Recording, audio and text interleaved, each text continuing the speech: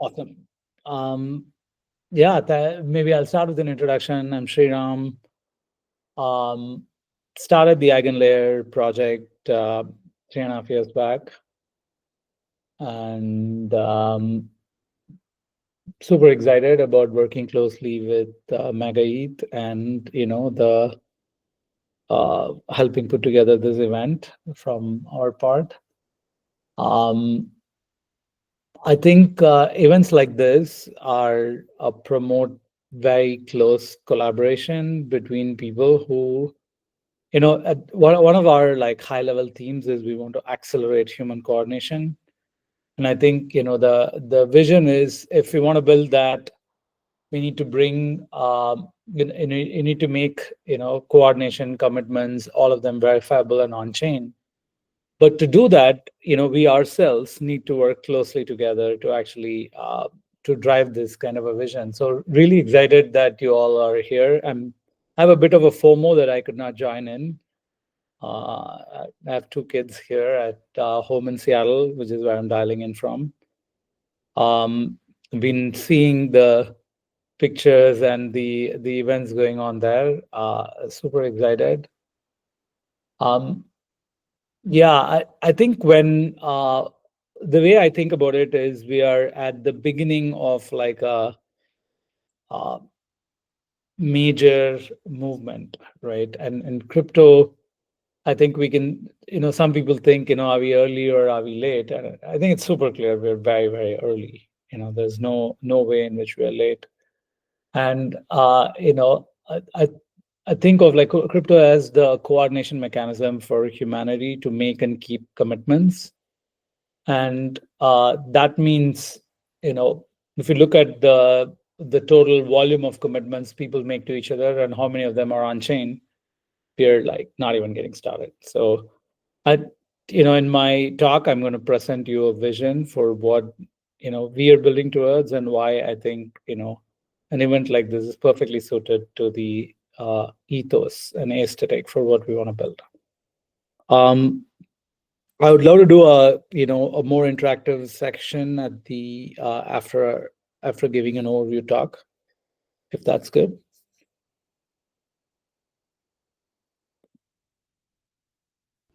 Yep, works for us. Amazing. Okay, so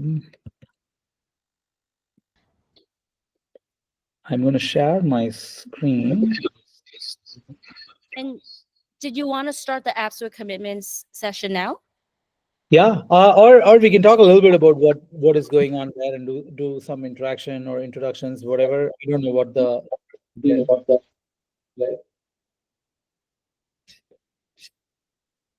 Okay.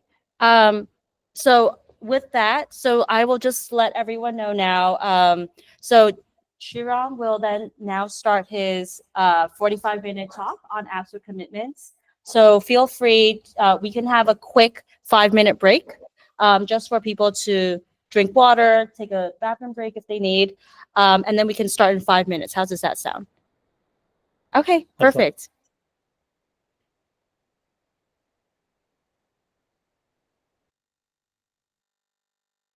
So with that, thank you everyone for coming to the town hall. We will then now move directly into Sreeram's talk.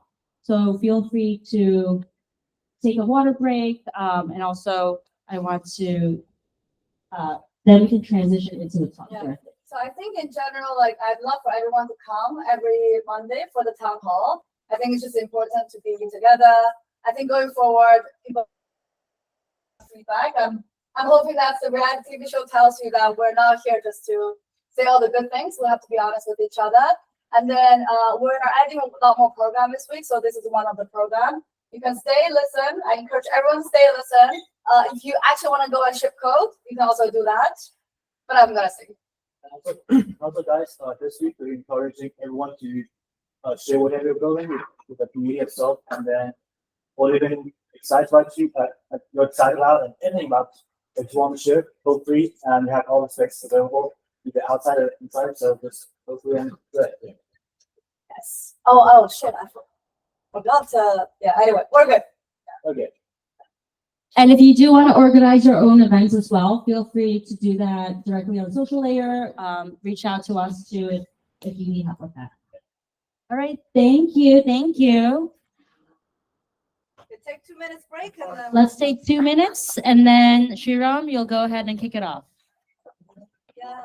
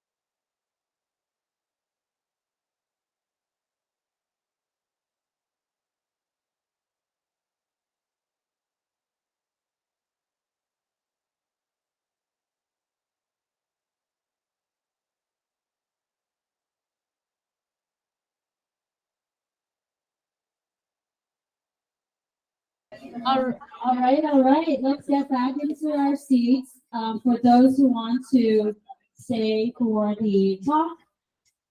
Hi everyone. Hi everyone. Hi everyone. Eva? We're gonna start the talk now. All right, Sriram. All right, go ahead and kick it off. Thanks so much. We'll meet outside for the.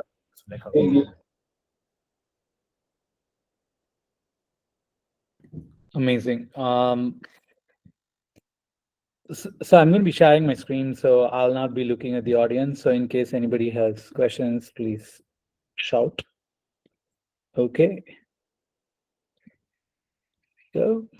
All right, we'll let you know if there are questions.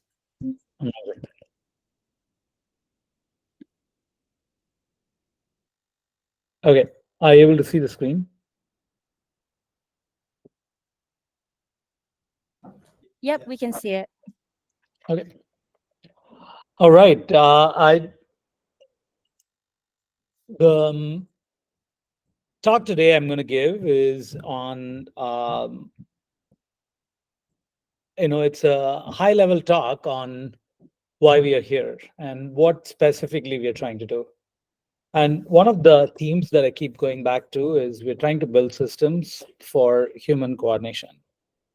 And the talk is going to center around apps with commitments, but it'll be nested in this higher level idea of what we're trying to do with accelerating human coordination. So let's get to the straight point. I think a lot of you at MegaZu are thinking about building apps in the crypto space. And one of the biggest questions that we have kind of consistently when we try to talk to people outside the space is, why should I build a crypto app? Why not build just a regular Web2 app? What's wrong with that? And I think today I find basically two categories of answers to this question. I know many applications can use payment rails in the backend. Whether you want to build a new chat application, but it can use like payments in the backend. If it's a IoT or people say AI to AI, they want to make micropayments to each other. You need to use like crypto in the backend. This is one answer. I'm not very excited about this answer. I think it's a useful thing, especially if your app is necessarily global. So you can use crypto for payments, but it's a very small portion of when we start with accelerating human coordination. The surface area that just payments covers is very small. And there are all kinds of other reasons as well. For example, when you're talking about payments in applications, if it is inside the same country, it's not clear crypto is actually offering anything unique, except the credit card, for example, bundles risk or credit or other things with payments, and by unbundling it, you get a little bit of benefit. But as we start bundling in fraud and erroneous charging and all this other stuff, we start seeing that the margins start thinning. Okay, so what other answers do we hear? I think the most popular one by far is to say use crypto to decentralize your apps. Building an app, why building it centralized? Build it decentralized. This already assumes a certain ideology and a worldview for the users of these applications. And what we find nominally is, even though we come from inside the crypto space, we have a similar ideology, it doesn't resonate with users. And I say decentralized Twitter, I'm building decentralized Uber, whatever, this kind of like applications. But it's a hard pill. Shuya was saying earlier that the town hall here is for us to tell hard truths to each other. So here's one. No user cares about decentralization. Trying to sell users on, hey, here's a decentralized X, here's a decentralized AI, whatever, is, I've tried. It's a losing proposition. Okay, so using crypto for payments is a small market, right? And there's an extension of that, like, digital assets, right? Like, not only like crypto for payment, but create and issue NFTs and other stuff. So there's a kind of somewhere in the middle version, 1.5, use crypto for issuing digital assets. Okay, so what is the most general, most useful conception that we've been able to come up? I call this apps with commitments. It's a new way of explaining why crypto apps make sense and what crypto apps make sense. So, and as we dive deep into it, we find, okay, if this is the real value proposition, what set of tools do we need to build in order to empower that? Okay, so what is this idea? Apps with commitments. When you build an application, normally the person running the application has a root control on the application, right?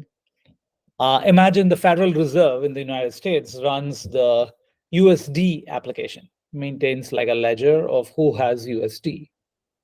And the application server, the Federal Reserve in this case, can freeze, unfreeze, has root access on this ledger, so it can do whatever it wants. So, and then like if the Federal Reserve, and they exert that power under some democratic process, but imagine a private company is running the server, it's far worse. If you think the Federal Reserve is worse, then if a private company which is unaccountable to anybody else other than for making money, it leads to a far worse scenario. So applications want to make certain commitments that even if the developer goes crazy, even if like all the people who want to run the application go crazy, they cannot violate certain covenants. And they're able to make these commitments to the users. Okay, very abstract, new idea. So let me make it like concrete. Let's take every crypto app that we know of and then try to see what commitments they are making. So the first one, of course, the OG of all blockchains, Bitcoin. And people think about Bitcoin as proof of work. It's somehow capturing energy and making it into a block and all this stuff. But if you just drill down to the heart of it, it's just making two fundamental commitments. Makes the following two commitments. Number one, you own your Bitcoin. Nobody else owns it. You own it, which means when you want, you should be able to send it to whoever you want. And the second one, there is only 21 million Bitcoin. That's it. Two commitments. You own your Bitcoin. There is only 21 million Bitcoin. These two commitments, as kind of like a human species, we have not been able to make with other systems before.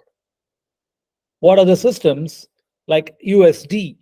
You own your coin. Do you own your USD? Under normal circumstances, you own your USD, but under some abnormal circumstances, you don't own your USD. So it's an important edge case. For example, a country holds USD as foreign reserve and then gets into war with an enemy of the United States, then forget your coin. Your USD is gone. The second one provides value to everybody, even if you're not a censored or you didn't get into any fight. A regular US person is holding USD, but the total amount of USD is not fixed, so you're operating under some uncertain supply. So having a fixed supply, you own your coin. This was Bitcoin's commitment to its users. So all the technology, longest chain, proof of work, all this stuff is at the back end. Most users don't care about it. If you listen to any normie podcast about Bitcoin, there's the only two things. It's just going around in a loop. But because these are the only two things that matter, you own your coin, 21 million Bitcoin. No other system has this property. Bitcoin has this property. That's why Bitcoin is useful. Notice here, I never talked about decentralization. Right? I'm not talking about decentralization. I'm not talking about any blockchain related properties. This is a property that makes sense to a user of the system. I hold Bitcoin, I own my Bitcoin, I can send it to whoever I want. There's only 21 million Bitcoin, so my dilution is always relative to this base. So all the technology of Bitcoin in the back end is basically to enforce, to make sure that these commitments hold. Okay, so what other apps exist and which have found product market fit, and what commitments are they making? Okay, Uniswap. Uniswap's basically making a commitment that you have an asset, you want to find the fair market price for your asset. I have an asset, I want to trade, I want to find a fair market price of this asset. And if you think about it, what other methods do you have to find the fair market price of an asset? You can go and run an auction. The question is, if the person running the website of the auction can take bids selectively and say oh, I'm only giving you certain bids, but censoring other bids. So when somebody else wants to run a marketplace, which is going to determine the fair market price of your asset, you have this issue that you can't trust the person who's running that particular service. And so Uniswap is the first one which actually makes this commitment that you can find the fair market price of your asset. So as a trader, this is what you care about. And because it's a common marketplace, which has a lot of attention, there is enough bidders, buyers and sellers of various assets, so you can actually find the fair market price relatively stable manner. So that's the commitment that Uniswap is making to its user, right? As we start thinking about these commitments, you can start articulating what your app is doing very clearly to your users, because so when we think about X but decentralized, this other view of what apps are, the problem is you run into this issue that if you have it's X but decentralized, it's Twitter but decentralized, the user doesn't know what they're getting on this X but decentralized. But if you start saying it like this, oh, it's New York Stock Exchange but decentralized, I'm like, why do I care about that? I don't know. But find the fair market price of your asset is a clear, strong value proposition to its user. In fact, once the way crypto apps find large-scale product market fit is when it's able to articulate its value proposition very clearly to its users. Okay, let's go to the next one. Aave, which is the lending market. So Aave is giving you an assurance that lenders, who's it giving the assurance? To a lender, right? It's a lending market. So when you lend, The problem that you're worried about is, what if a borrower, snatches away my asset and runs away with it? Or what if the platform in which I'm lending runs away with the loan? So you want to assure lenders that their asset is borrowed by borrowers who are never under collateralized, or that the platform will not rug them. This is the commitment that a lending market is making to the lender. If this commitment can be universally fulfilled, then the scale of lending will explode. The more stuff I can lend where I'm sure that the borrowers cannot cheat me, that I'll get back my value, this will mean more and more people will be inclined to lend, because this property was never true in any other system before. We did not have a mechanism to make a commitment to a lender that borrowers are never under collateralized. A lot of these other systems which you can try to build will need a lot of legal gymnastics to set it up, and no clear transparency around its day-to-day and fulfillment of these promises, right? So that's what happened with FTX and other, a whole bunch of like lending markets that blew up. Okay, let's go to another example of an app that's becoming very popular today, Polymarket. You want the guarantee that a person who is actually like placing a bet wants, and it's really hard to get in other markets, is I want to get the true free market odds on this betting market. I want to get the true free market odds on this betting market. And this is a really hard thing to get, because you don't know if people are actually, so a market may say like there are so many bids. You don't know if all those bids actually exist, or it's just some kind of a wash. You don't know when you're looking at free market odds if some bids are getting censored. You don't know that. Whereas in Polymarket, because it's all, to the extent it's on chain, you can actually get these really strong properties. You can get the true free market odds, so that you're betting, you're getting the best odds possible on your position. And as a downstream consequence of getting the true free market odds is the information utility of free market, which is somebody can look at what's happening on what's going on in the election and make sense of what is the current probability that Trump or Harris wins. So this is a really interesting, powerful thing, which has downstream consequences. But the main thing is, for the better, you're actually giving the true free market odds.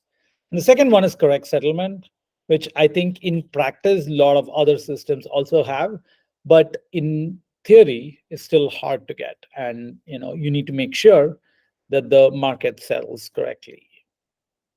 Which means if you won the bet, then you should get your money and so on.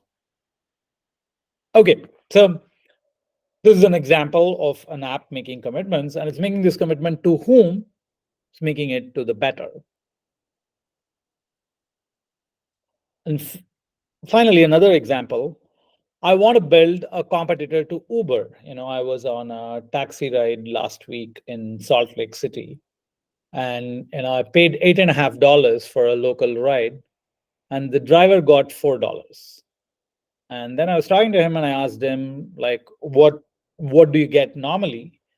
And you see, like, he has instances where the person pays $30 and he gets $10. So his estimate or guesstimate is that on an average, the take rate is, in Salt Lake City, where he's driving, is 55%.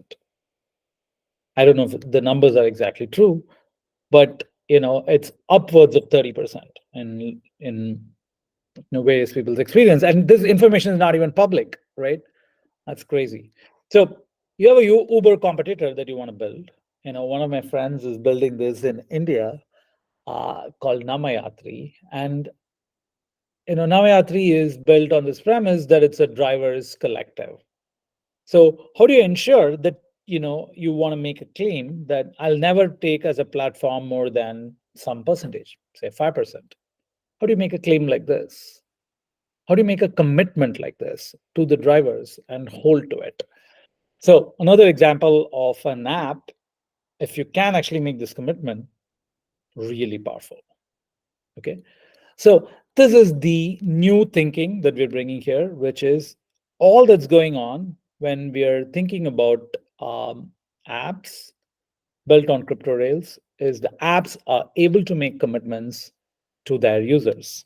I have a bunch of other examples, but actually I'm going to stop and take comments and questions on this before I move ahead. Okay.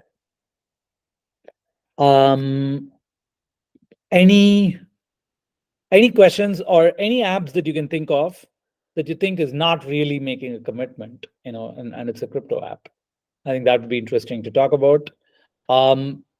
Anybody has a question on this view?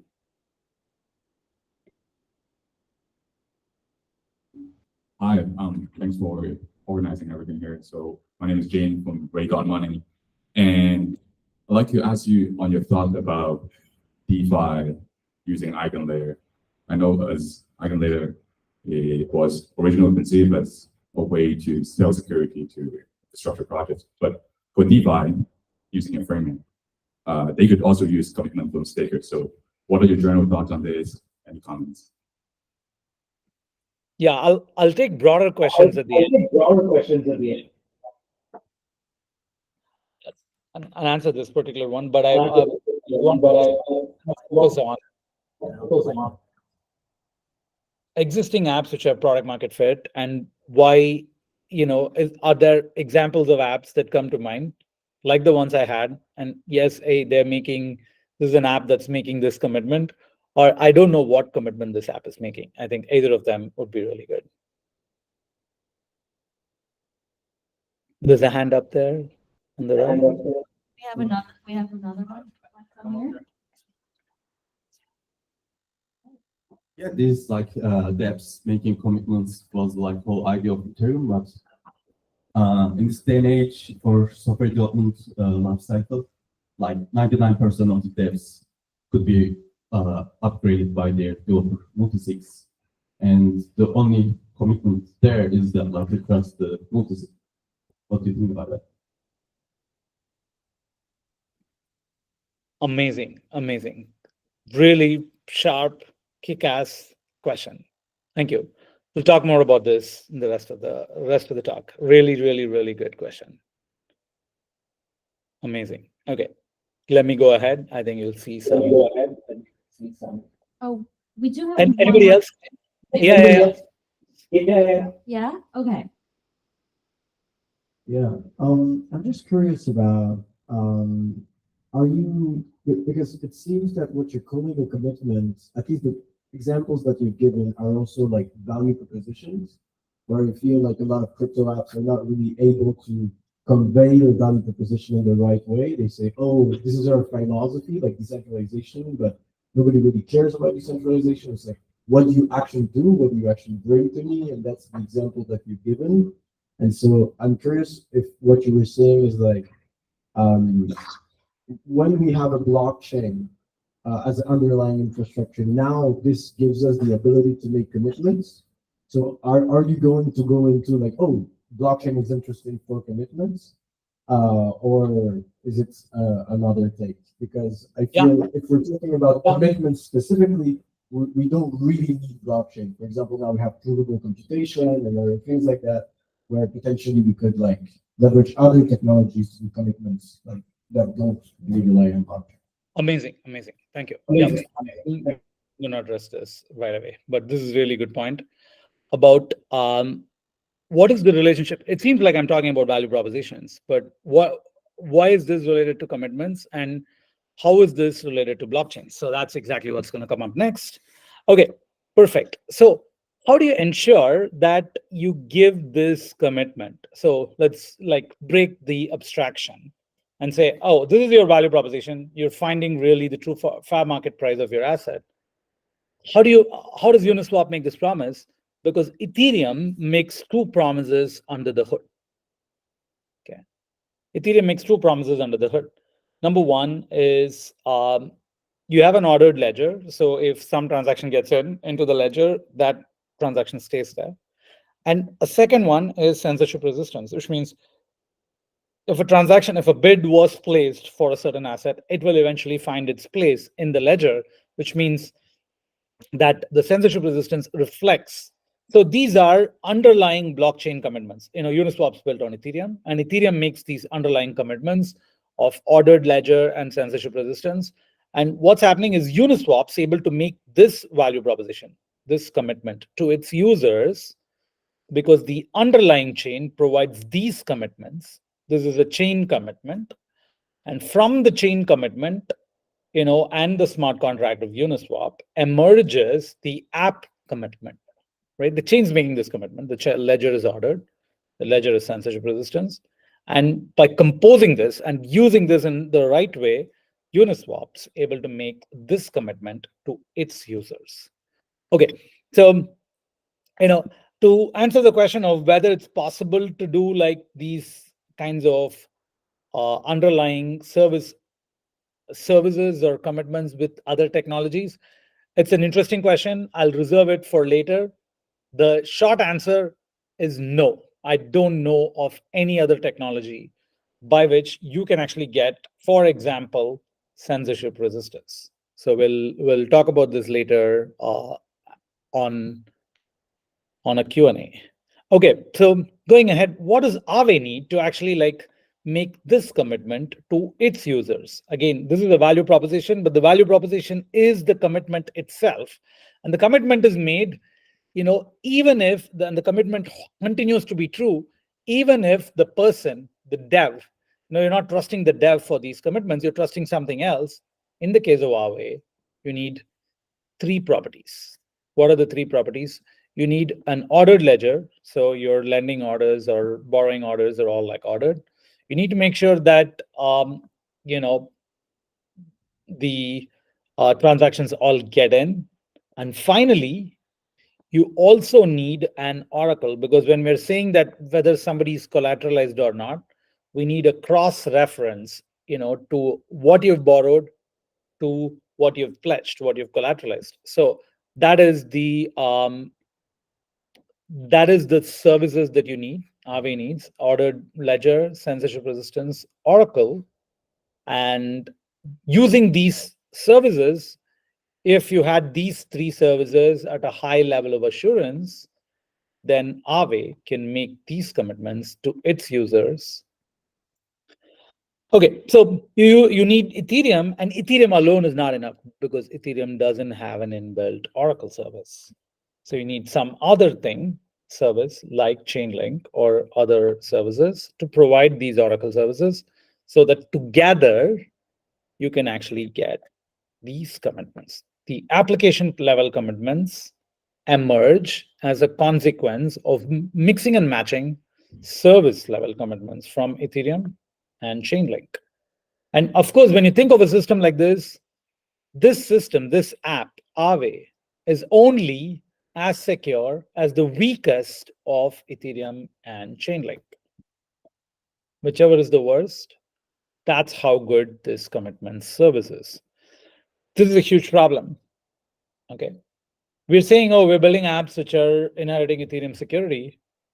But no, they're not, because if you break the oracle, you break the commitment. Okay, let's go deeper. Polymarket. You have an ordered so to get the true free market odds, you need an ordered ledger, you need censorship resistance, you need an oracle. And when we're thinking about the ordered ledger, events in things like Polymarket change really fast.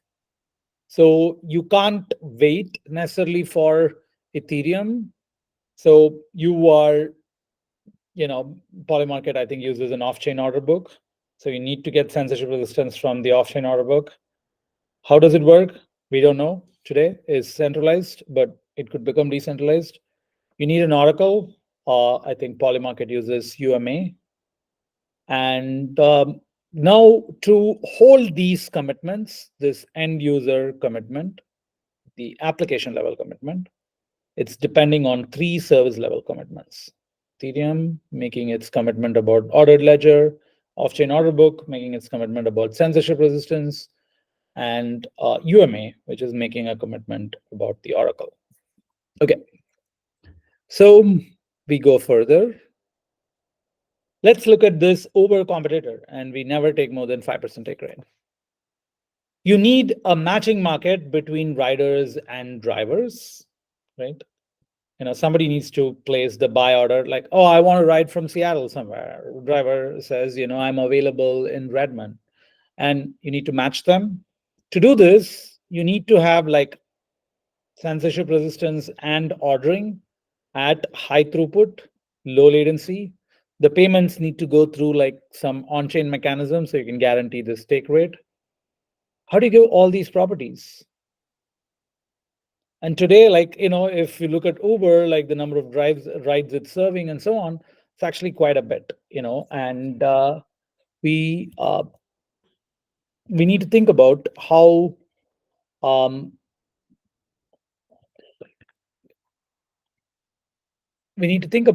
these commitments can be served. Okay. Oh, this is another question that came up, right? Not only you need that, you need to make sure that there is no governance upgrade, not even a lagged upgrade, right?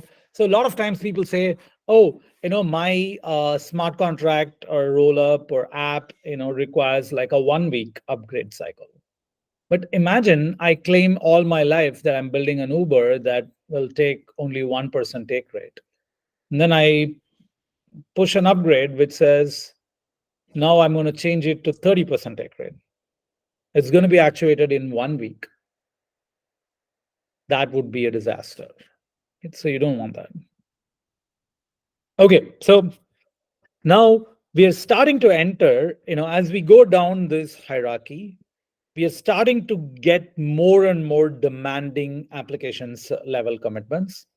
And as the more demanding that the application level commitments become, we need more and more powerful service level commitments to service them.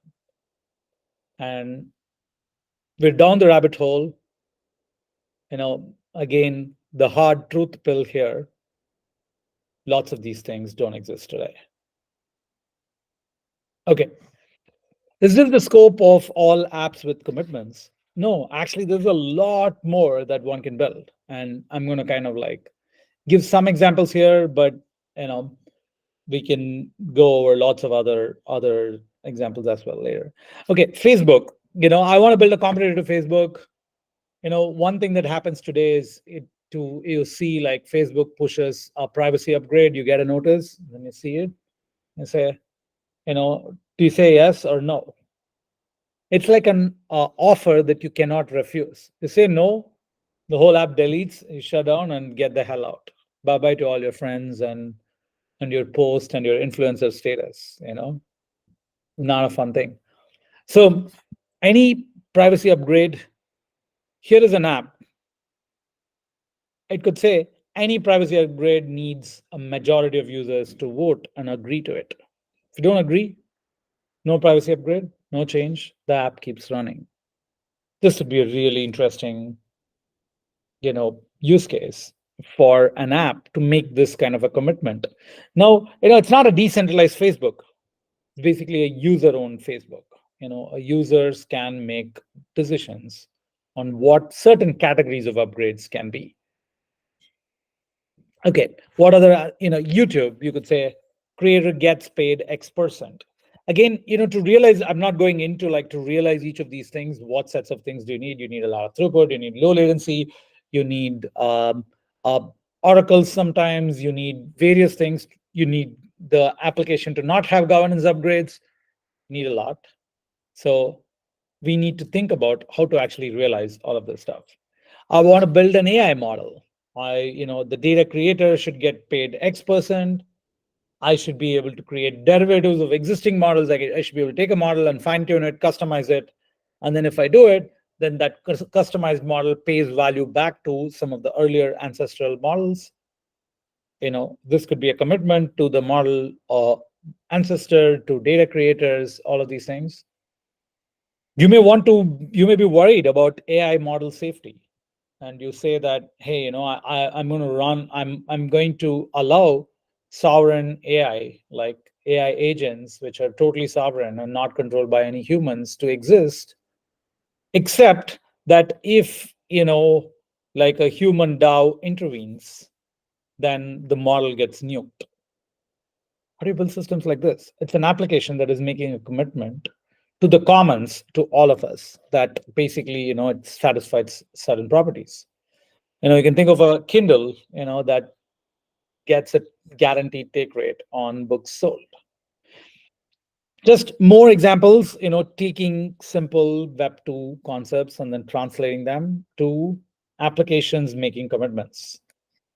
Okay, so the normally we've talked a lot about applications making commitments to users, but applications can also make commitments to developers. Okay, so many people built on the Twitter API back in 2012, 2014, and Twitter shut down its API around 2014. Lots of startups got nuked. So when you're building an app on top of somebody else's APIs, and today may happen to people building on ChatGPT wrappers. So because API's pricing control is completely determined by like a centralized party whose incentive is extremely anti-aligned to the downstream incentive of API consumers. Okay, so as an application, you may want to make a commitment to a developer that any developer can continue to build on top of my API perpetually. It's a really interesting commitment. This is the first time, if such a thing is possible, this is the first time that developers have property rights when you're building on top of somebody else's system. Otherwise, you can take somebody else's code and then build something on top. Open source already gives you that property right. But when you're building on top of somebody else's running system, right? Like a lot of Web2, a lot of the internet is software as a service, is somebody else's API that you're consuming. In that case, how can you give any kind of like property right to the developer? Okay, so this is a huge deal. And when we think about it, like, we sell as a community, as a crypto community, we sell property rights and censorship resistance. Usually we are thinking of users' property rights. Oh, user owns the Bitcoin, user owns the NFT, and user cannot be censored, right? This is what we normally think about. But developer property rights, developer censorship resistance is much, much, much more powerful, because now if I knew that I can fund some other company to build on top of somebody else's API, there's no platform risk. There is no platform risk, which means the economy that can be built on top of developer property rights is infinitely bigger. In fact, you can go back to pre-constitutional times, before the US Constitution, for example. Most countries had very weak property rights. So the king can unilaterally take away property. So the sophistication of markets that develop is very limited in such scenarios. By giving very powerful property rights, you can actually create a huge economy building on top.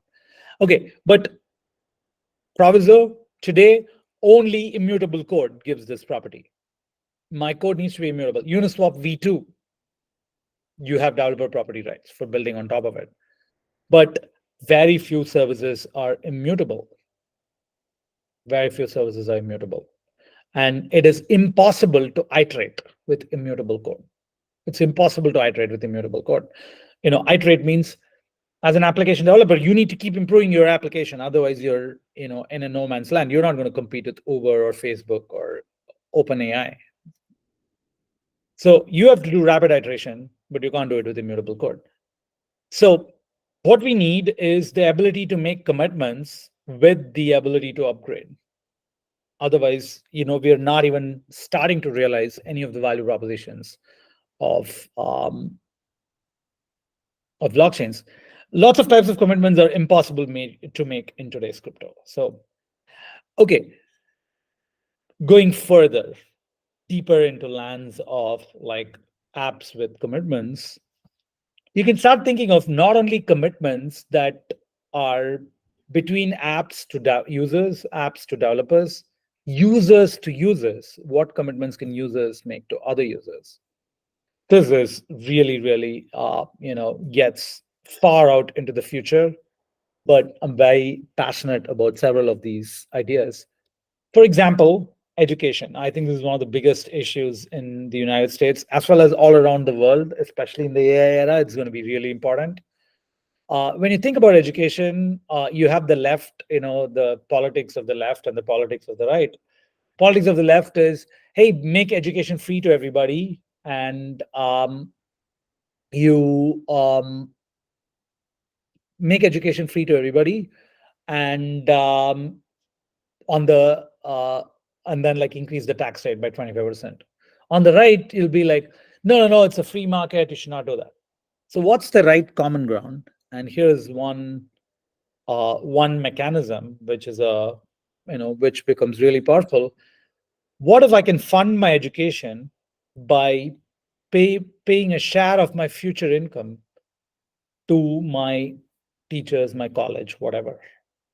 Okay, so instead of saying everybody's tax rate increased by 25%, the people who actually want to use their own future value to basically fund their education today actually can do that. This is a user to user commitment, this is a student to teacher commitment. And you can do this on a blockchain much better than you can do it anywhere else, because the cost of enforcing such commitments can be made really small or even zero, right? When people say like blockchains reduce transaction cost, people have very limited understanding and imagination of what it means. So when you say blockchain reduces transaction cost, people say, oh, PayPal's charging 2%, I'm going to charge 0.1%, right? And then you go and try to dig into like what PayPal's actually charging for. There's a lot of other other risks that they're underwriting, and you start to see like the margins slim. But as you start thinking about other kinds of complex coordination problems, like for example, if your company were to go public, okay, you're doing an IPO and listing on New York Stock Exchange or NASDAQ, it requires you a few $1 million a year. And why does it require a few $1 million a year? Because auditors have to make sure all your books are right.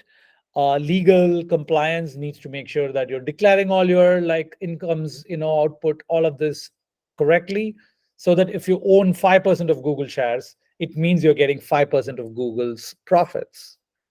But once you move all your education and income on chain, the cost of enforcing these kinds of things actually go to zero. So now, instead of me listing my income shares requiring me a few $1 million years to maintain, it requires $0 to maintain. And suddenly the space of commitments you can make explodes. Healthcare, right? People joke, oh, it's not healthcare, it's sick care, because doctors get paid only when you're sick. What if you could pay doctors a value proportional to your future health? What might that world look like? Okay. Property records. What if all property, whether physical, digital, everything, all records can be moved online? So many of these things require perpetual commitments with the ability to upgrade, because there may be updates in exactly how you're doing each of these things, but you don't want to violate the core commitments of what you're doing.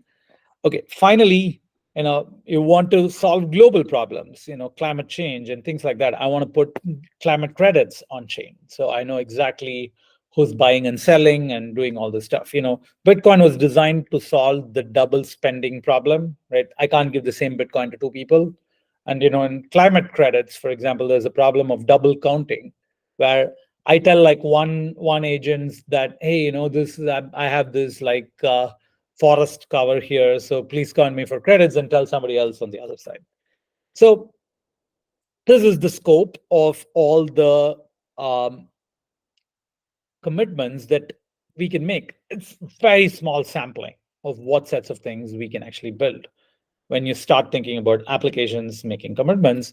And we think about why we think, Eigenlayer's mission, I mentioned earlier, is humanity's coordination engine. why we think that's the right thing to do is we can solve problems of human scale at, in actually doing this. Okay, so what we saw in the whole exercise is you think about like applications want to make commitments. Today, um, the scope of what existing systems do versus what we aspire to do and are doing at Eigenlayer. I'm trying to use this slide to illustrate that. So think about Bitcoin as starting this whole thing, and with a commitment, own your own Bitcoin. And what Ethereum did is instead say, hey, you can make any commitment as long as it's written in immutable code. You can make any commitment, universal trust. You can make any commitment as long as it's written in immutable code. This is very important. Like, I think most people, argue about all kinds of things without understanding what's going on. For example, people say, are L2s Ethereum or not Ethereum, right? Anything that's written in immutable code binds itself tightly to Ethereum. Anything that is not immutable code, it's not bound to Ethereum. Okay, Ethereum is universal trust for all immutable code. Okay, Solana is the same thing, just at high performance, right? Making some trade-off on security, but high performance, same thing. What we are doing at Eigenlayer is a little bit different. It's universal trust. You should be able to make make and keep commitments for all, not things that can only be written in immutable code, but for everything that is off-chain verifiable. Anything that two humans can agree that this is what has happened. Who's the president of the United States? Who did X? Whatever the set of questions that we can offer, what is the price of this asset on that date? Whatever sets of questions that we can agree off-chain, for all of them, you can make and keep commitments on Eigenlayer. But it's not, oh yeah, it's just this translated to this, right? No, actually, it's this, going beyond immutable code. Of course, it includes immutable code because immutable code is the easiest one we can all agree on. But but also at high performance. That's why we have EigenDA. That's why you have something like MegaETH, which can actually build, powerful execution environments which run at high performance. So you get the best of all worlds. So this is, I've not gone deep into why all off-chain verifiable events are covered on Eigenlayer. How is it covered? All of this stuff. But I just want to give like one last, couple of last slides before I switch out. Let me make sure I'm doing okay on time here. 2 more minutes. Okay. So here's the cloud, taking the analogy with what's going on in cloud. The underlying system is you have a cloud. A cloud's basically like, if you developed an application in 1995, you'd build your own server, right? Today, you would not do that. You'd go use the cloud. And that's what the Eigenlayer's equivalent is. It's a verifiable commit. It's a cloud where you can make verifiable commitments. And on top of the cloud, you have SaaS, software as a service layer in the Web 2 world. And that's what AVSs are, actively validated services. You can think of them as autonomous verifiable services. They run on their own and they're verifiable. And then you have the apps. Apps in the cloud world basically use SaaS services under the hood, MongoDB, OAuth, PayPal, Stripe, and then put all of them together. And apps in the verifiable commitment world can use and integrate AVSs built on top of Eigenlayer. And users consume these apps, and similarly, users consume these apps on the verifiable commitment world. So what's happening is the cloud has verifiable commitments. I talked a lot about apps making commitments to users, but apps are making commitments to users by putting together commitments at the service level commitments at the AVS level. And then for example, ordering service, a validation service, Oracle service, or a bridge service, or AI inference service. These are service level commitments that AVSs are making. You can ask, how is this service getting any commitment?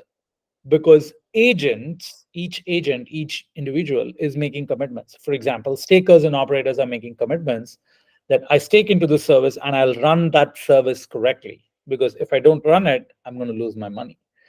So you have these sequence of commitments. There is agent level commitments that are bundled together, composed, and create AVS level commitments. And then AVS level commitments, you can mix and match AVSs to build app level commitments, which then percolate all the way up.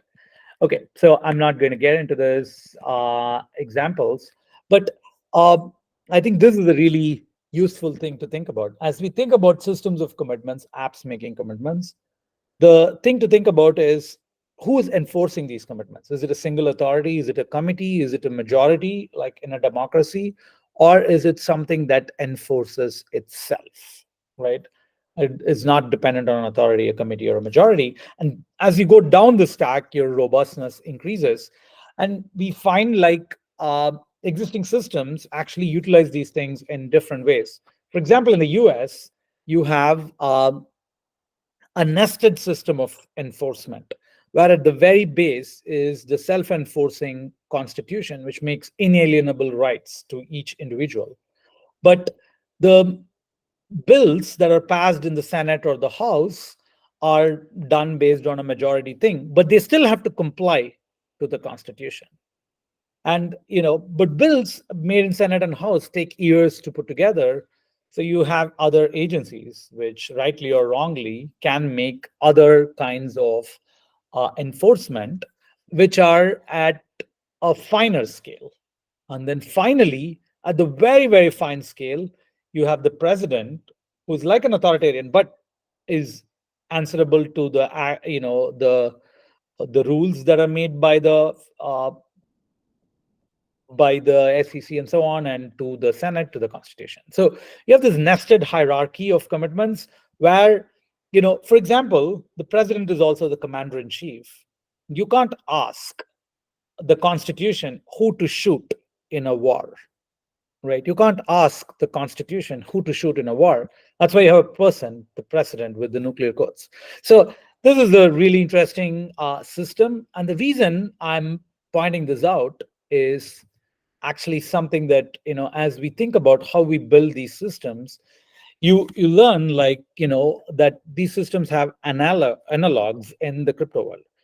Okay, so if you want the lowest latency thing, you rely on a single sequencer. A single mega-H sequencer running can bring you tens of milliseconds inclusion guarantee and a soft confirmation, providing you the absolute fastest possible response time. But the thing is, this is running at like tens of milliseconds, but it doesn't have very strong robustness or trust properties. So you may use an Eigenlayer AVS to say, hey, this AVS is an actively validated service, a sequence running on a decentralized trust network. As a committee has like some other, let's say, 1 second inclusion guarantee and 1 second economic security. So you get at 1 second latency, you get like this Eigenlayer security properties.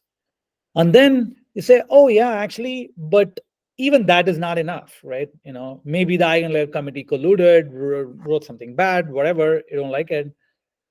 Then all of these are noted and confirmed on Ethereum at like, minutes or hours, right? So in several minutes, you have like this Ethereum economic security and the inclusion guarantees. But even this, you're like, who the hell is Ethereum? What if Ethereum's majority of block producers collude and do something bad? That's why Ethereum has social consensus and forking. If something goes bad at a slow enough time scale, let's say 7 days, Ethereum will fork. So if your transaction is getting censored for a long enough time, then it'll get forked. So this is the highest level. It's a self-enforcing mechanism. The Ethereum block inclusion is a majority mechanism where your majority of Ethereum validators are participating. Eigenlayer AVS is a committee mechanism. It's a subset of Ethereum validators who are actually confirming this. And the sequencer is a single person confirmation. So what you're seeing is you can get the best of both worlds. You can get low latency, but with somewhat the lowest possible latency with somewhat low robustness, but you get the absolute perfect correct confirmation at a slow enough time scale. and you're just nesting all of these into one system. So that's it. I'll stop here. And of course, I haven't talked a lot about how we get to these self-enforcing commitments for all these new systems, but that's the fun part. I'll give you a link to some of the videos where I talk about that. Great. All right. Thank you so much.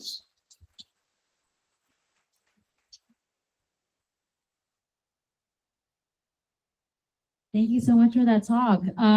Did the group have any follow-up questions for Q&A?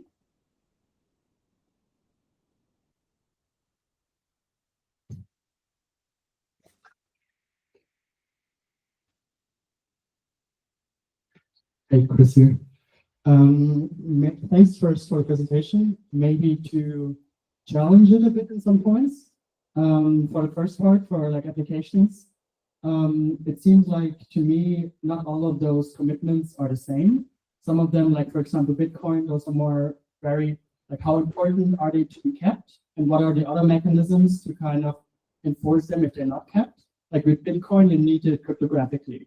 But the other ones, like Uber, or where it's more of a payment thing, the market can also enforce that commitment by the economical market dynamics, right? So you don't necessarily need it cryptographically to enforce, but there's kind of a secondary mechanism which also enforces that commitment. And so to what extent do you need an additional slashing mechanism or something like that, or just have the market dynamics enforce that commitment by itself, and then just have a competitor come up who can then offer lower fees or something? And then also to attack the second one, the P2P one, like for example, I would love the pay forward future thing, but how do you actually force that with collateral? So like, for example, if I promise to like pay 25% of my future income to all my teachers, like how do I actually keep that promise? Like would I then have to stake 25% off of my future income all the time, and can I not withdraw that? But then it's basically saved as money. Or if I would have to do that, could I then just use a different wallet and receive my income to a different wallet, and then it's not enforceable again? So what is kind of like the collateral? How do you really enforce those commitments versus to compare to how that actually works already in the system today? Amazing. Thank you for the questions. The first one, that the market regularizes it, is a little bit of like insufficient, right? This we have seen in all kinds of scenarios before. Today, like I just gave the example of Uber charging 40% take rate or 55% take rate. You can say the market regularizes it, but the problem is network effects are very, very strong. And that's why like Facebook can charge like $150, $200 per year on monetization on ads. And the idea that free market just takes care of itself is, I think, wrong. Historically, is not been true, right? For example, there was a railway monopoly run by like a handful of people, and there was, I think, an episode in late 1800s where the train line to New York was barricaded because the guy said, "Yeah, I own the bridge. I'm not going to let anybody like go through the bridge this time." So you can have monopoly and network effects can be like very, very strong. And there is the traditional way of dealing with it is rule making and antitrust laws and all this stuff. And they work, in two things. One is they work only inside the same country. Right, you have global monopolies where it becomes very difficult. And secondly, unlike what people used to do, like break up Standard Oil, you can't do it, because if you break up these like network effects, they become less useful. So blockchain is an internal system of actually monitoring and making sure that people are holding to these commitments. And for each one of these, exactly what service level commitments are needed to actually make them work is, of course, detailed, nuanced architecture, and market mechanisms are a part of it, but are not just by themselves sufficient. Going to your other question of like, hey, why you want to do income shares and things like that? How do you enforce it? you do need, that's why they're at the very end. And I said, it's the future of human coordination. It's not easy to do it today. It's because you require people to be ID'd inside the system, right? You can't, number one, you have to be ID'd. And number two, laws or whatever other constraints says that, you only receive payments through that wallet. Like, it's illegal or something. You could make a contract with somebody to say that, hey, I cannot, all of my future income payments have to be routed through this. If not, I'm in violation of some law. So you can use other mechanisms of enforcement, but they can't track and make sure you're paying all these things at a fine-grained level, and all that happens on chain. But you need like a social scaffolding. That is true for pretty much all of the user commitments that I wrote down. Future health, education, and so on. That's why it's far down. But that's the aspiration, that these systems are actually viable in the real world, require them to interact with the legal systems. Okay. There was a question earlier that I want to just answer on what sets of things can you build with DeFi and Eigenlayer, and what commitments can you make and keep. I think the way to think about it is, if you think about what DeFi was able to do, it was able to make very robust, powerful commitments only for things that were provable on chain, right? Like, if I can write an on-chain contract, then I know like it's going to get executed in that way. But what we find is a lot of intelligent things that a DeFi protocol wants to do are not executable on chain. It's due to gas cost. It's due to, I want to run a new virtual machine. I want to run an AI or some other thing to rebalance my vault. I want to run a decentralized sequencing network to internalize MEV. All of these kinds of things, you can actually use Eigenlayer AVSs to do this. And people are doing all kinds of interesting stuff. We recently had one of our AVSs, Lagrange, get integrated into Gearbox for doing rewards distribution across many chains. But this is just an example. You can start thinking of all kinds of other things that the core glue of the smart contract resides on chain, but some particular input intelligence happens off chain, and the service brings that input back into the chain. So that's a very, very interesting configuration. Think of it as a co-processor for that smart contract, and you can run like very useful and interesting things. I want to query a SQL database to actually get an answer that goes on chain, as an example. Yeah.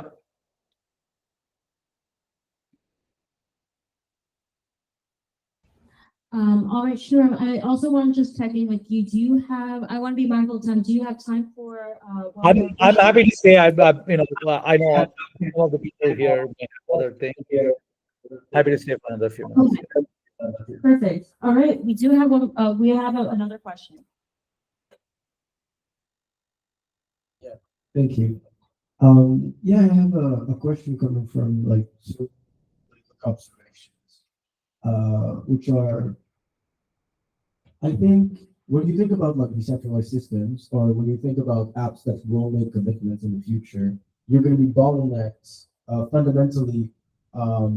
Considering, for example, if you take a decentralized system, it's always, or a distributed system, it's always going to be slower than a centralized system. Like the upper bound is going to be decentralized system, right? And then when you take an app that's doing a commitment, the upper bound is going to be an app that doesn't do a commitment. So the app that doesn't need to do a commitment is always going to be more performant.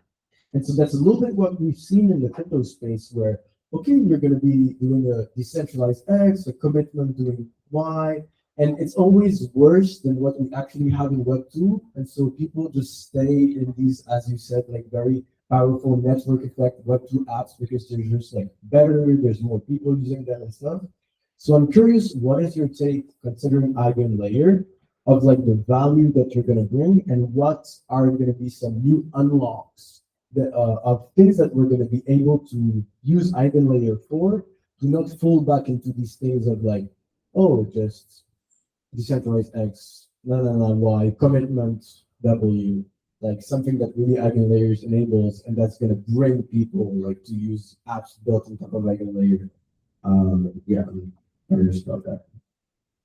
Yeah, this is a really, really good question. I think this is the reason I talked about the architecture at the very end and why I think this is the right architecture for building these things. So the first thing is, it's true that an app that doesn't make commitment is always better off, in performance than is no worse off than an app that makes commitments.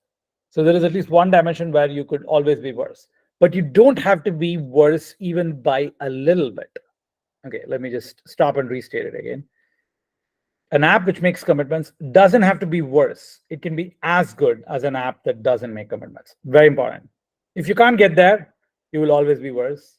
Then you're in a losing race. You will never get anything better. Okay, so this is different from, this is purely a performance comparison. This is different from how do we break an existing network effect? How do you bring new users? I don't have great answers for this. This is what you guys are inventing, new applications, right? Like this is not, there's no magic. Here is 30 applications we know like are going to be killer apps. If I knew that, I'd go build it. But I think, that's what like, thinking through sharply, like, hey, these are the few use cases where like there is this alpha. Like the examples I gave are not intended to be like, hey, these are the new applications that nobody else is building. These are the value propositions if you could build a Facebook today that you simply will not have otherwise. But first, let me answer this part as to on the performance side, there's no degradation, zero degradation. Why is that? That's possible only because of this view of, okay, our vision of how applications should be built, right? So we think of Ethereum as this verifiable internet. Like, so you have this internet. So you have the normal internet, but on the normal internet, when somebody sends a message or executes something and send you an answer, you don't know if that's correct or not. But what we think about is this idea of a verifiable web server. So when you think about building applications on the internet, you're building servers, right? And what you're building when you're building applications on the verifiable internet, on Ethereum, is you're building a verifiable server. And a verifiable server is basically just a server, just sends some proofs to Ethereum so that, if you want this state to go back to some other rollup, you can do it. So the fact of making this verifiable should have zero performance bottleneck on the fast path. So you send a request, it hits the server, you get a certificate. And this is the principle on which MegaETH is built, right? This is the reason you get what they call the real-time blockchain. But the core idea is if you built a verifiable web server, you're going to be able to get the exact same performance characteristics of a non-verifiable web server, because verification is not happening at that time scale in the hot path. In the hot path, it's an instruction coming in and the server sending a response. So zero performance degradation relative to the building an application on a non-crypto substrate. So I talked a little bit about earlier that, but you get very slow guarantees if you want to go all the way to Ethereum. So you can build a suite of services on Eigenlayer, which make these both, faster guarantees. So, you want to exchange messages between rollups, it could be a bridge, it could be all kinds of other things. But they can, and rollups can compose these services to get like whatever properties that they want. Okay, so you have this rollups, basically like the fastest path. You just think of like all instructions coming in and hitting out, like using a single sequencer, a single server. And eventually they get kind of verified through like AVSs, and finally they get verified through Ethereum. So this is the multiple time scale. And we think of Eigenlayer as the verifiable cloud, which is basically enabling all these different things to run, and a decentralized trust marketplace, all of this. Yeah, I'll stop there. I think this is the reason we think this is the absolute correct way to build applications, because it can be competitive with building purely servers on the internet while bringing very very powerful additional properties of making and keeping commitments.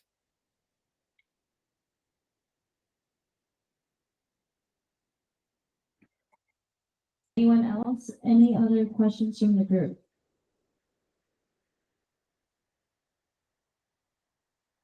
Oh, yes.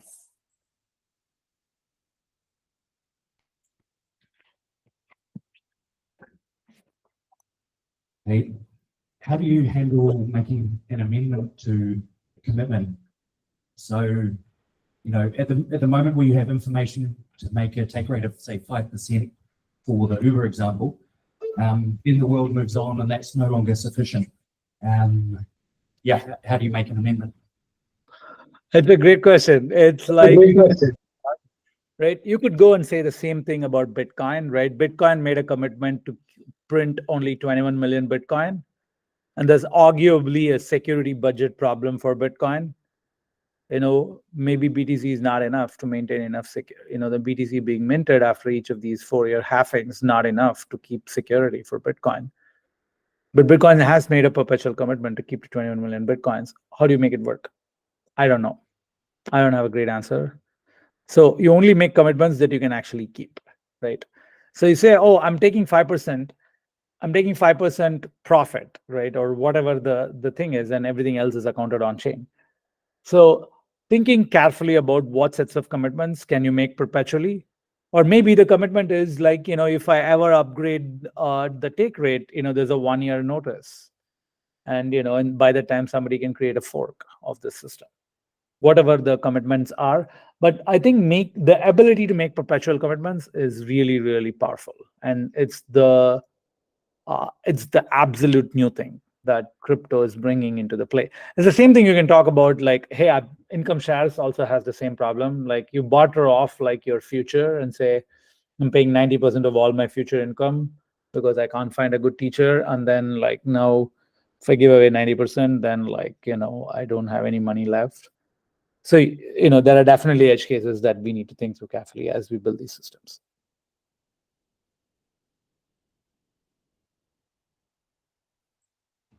Awesome. All right. Thank you, Sreeram. Well, with that, I will close it off and thank you. I want to thank you so much for giving us this talk at MegaZu here, especially given how late it is for you. So thank you so much again. Thanks so much. Really excited to see you all building cool stuff. Have fun there. Signing off, Momo. Thank you. Good night.